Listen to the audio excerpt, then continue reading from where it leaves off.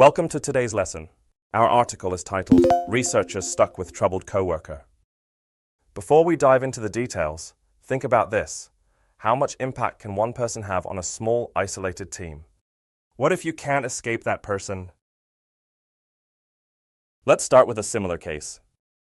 Some astronauts on the ISS have reported interpersonal conflict during long missions. Even small disagreements can become serious in confined environments.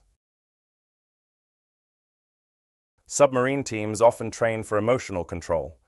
Being underwater for months requires managing stress and maintaining team harmony. Workers on remote oil rigs live together for weeks. Companies screen for psychological stability before hiring. NASA runs Mars simulations on Earth to study how small teams cope with isolation. Psychological breakdowns are common. Can one person endanger an entire mission? Should there be stricter mental health screening for extreme environments? In isolated environments, small problems can escalate. Stress, boredom, and loneliness amplify emotions. On the Antarctic base, there's no easy way out. Evacuation is expensive and dangerous. People must deal with the problem on site.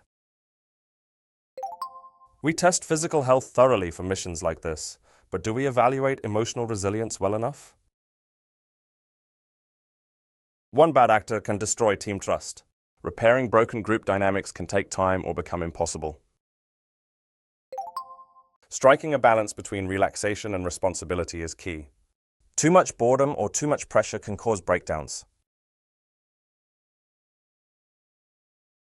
Living in extreme environments demands emotional strength, patience, and mutual respect. Without that, survival becomes a group effort in more ways than one. Let's take a closer look at two useful expressions from today's article. They'll help us describe usefulness and fear. Number one is serve as served to. This expression is often used to explain how something plays a role or fulfills a specific function, even if that wasn't its original intention.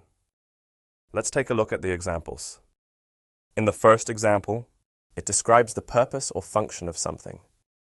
In the second example, it shows indirect usefulness.